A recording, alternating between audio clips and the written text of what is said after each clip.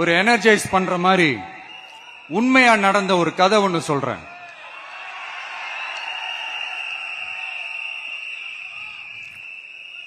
சொந்த நாட்டையே ஒரு கூட்டம் அபகரிக்குது. சொந்த நாட்டிலேயே இருக்க முடியாத அளவுக்கு ஒரு நெருக்கடி ஏற்படுது. சோ வேற வழி இல்லாம அந்த நாட்டை விட்டே வெளியே போய் வேற ஒரு இடத்துக்கு போய் காடு மலை அப்படி இப்படின்னு சுத்தி மறைஞ்சு வாழ வேண்டிய ஒரு சூழ்நிலை ஏற்படுது.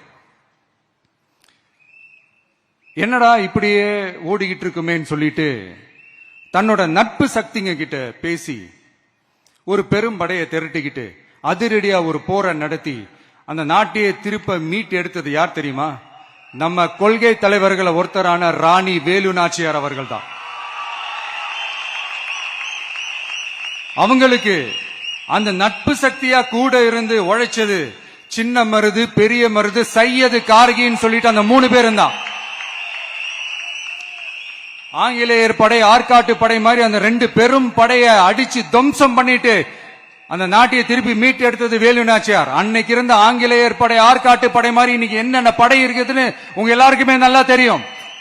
அதனால அந்த 2 படை மட்டும் இல்ல, இன்னும் எத்தனை படை வந்தாலும் எதிர்த்து நின்று ஃபேஸ் பண்றதுக்கு ஒரு நல்ல தலைமையும் இத்தனை சக்திகள் என் கூட இருக்கும் போது, இத்தனை சின்ன மருது, இத்தனை பெரிய மருது, இத்தனை சையது, கார்கிகள் என் கூட இருக்கும் போது